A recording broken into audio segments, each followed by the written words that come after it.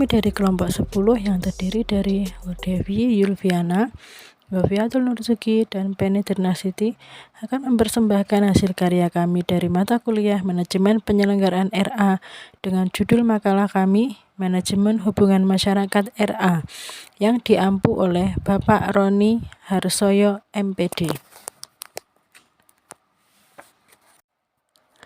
1. Pengertian manajemen humas. Manajemen humas adalah suatu fungsi manajemen dalam mengembangkan hubungan antara organisasi dengan publik, dengan tujuan membina hubungan kerjasama secara timbal balik dalam kepentingan bersama dalam rangka mencapai pengakuan yang baik dari publik. Menurut Wahyu Sumijo, manajemen humas adalah suatu proses pengembangan hubungan lembaga pendidikan dengan masyarakat yang bertujuan memungkinkan orang tua dan warga wilayah berpartisipasi aktif dan penuh arti di dalam kegiatan pendidikan di sekolah.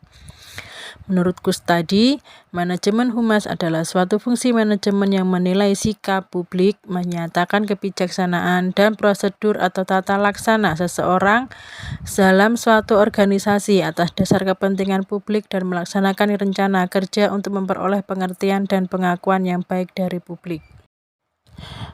2. Tujuan manajemen humas.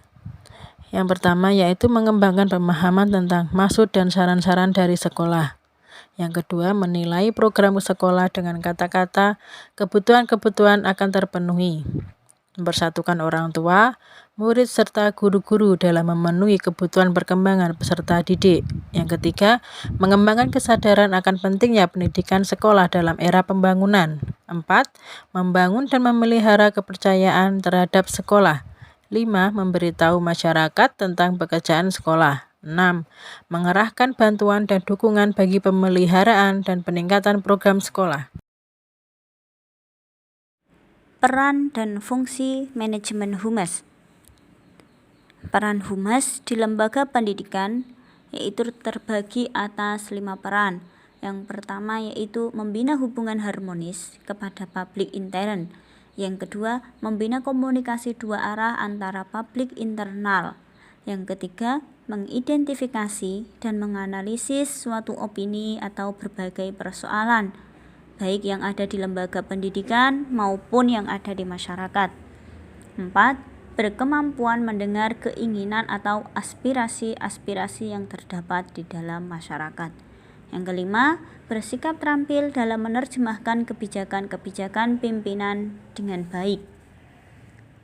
Selanjutnya, fungsi manajemen humas di lembaga pendidikan yaitu dibagi menjadi 3. Yang pertama, mampu sebagai mediator dalam menyampaikan komunikasi secara langsung dan tidak langsung kepada pimpinan lembaga dan publik intern. 2. Mendukung dan menunjang kegiatan-kegiatan yang berkaitan dengan mempublikasikan lembaga pendidikan. Yang ketiga, menciptakan suatu citra yang positif terhadap lembaga pendidikannya. Tugas manajemen humas. Menurut Rumanti, pada tahun 2009, terdapat beberapa tugas pokok manajemen humas, yaitu yang pertama, menyelenggarakan dan bertanggung jawab atas penyampaian informasi secara lisan, tertulis, melalui gambar atau visual kepada publik, supaya publik mempunyai pengertian yang benar tentang organisasi atau perusahaan, tujuan, serta kegiatan yang dilakukan. Yang kedua, memonitor, merekam, dan mengevaluasi tanggapan serta pendapat umum masyarakat. Yang ketiga, memperbaiki citra organisasi. Yang keempat, tanggung jawab sosial. Humas merupakan instrumen untuk bertanggung jawab terhadap semua kelompok yang berhak terhadap tanggung jawab tersebut. Yang kelima, komunikasi. Humas mempunyai bentuk komunikasi yang khusus. Komunikasi timbal balik, pengetahuan komunikasi menjadi modalnya.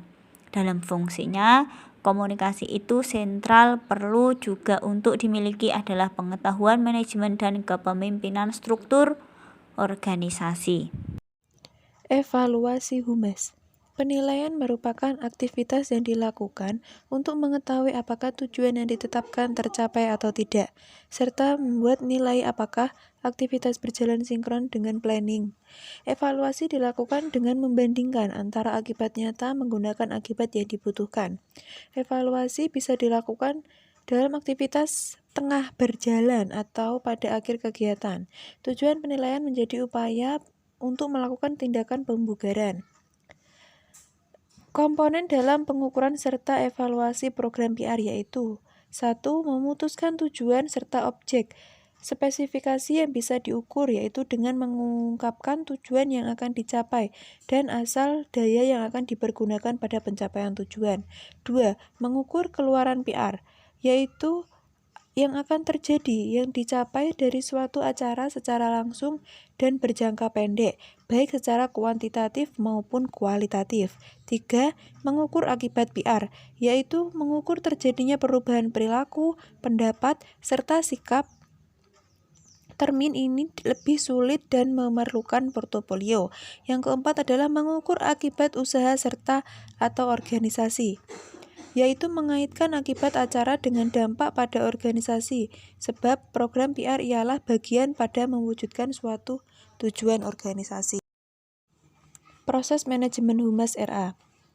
Manajemen humas terdiri atas beberapa proses, yaitu penelitian, perencanaan, pelaksanaan, dan evaluasi. Yang pertama adalah penelitian. Penelitian pada kegiatan kehumasan adalah pengumpulan gosip secara sistematis untuk menggambarkan, tahu situasi, dan buat mengecek asumsi perihal publik serta konsekuensi humas. Yang kedua adalah perencanaan humas. Perencanaan menjadi langkah untuk memilih lebih dulu apa yang harus dilakukan oleh organisasi.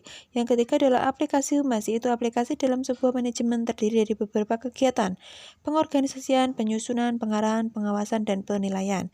Yang terakhir adalah evaluasi humas, yaitu suatu aktivitas yang dilakukan untuk mengetahui apakah tujuan yang diterapkan tercapai atau tidak.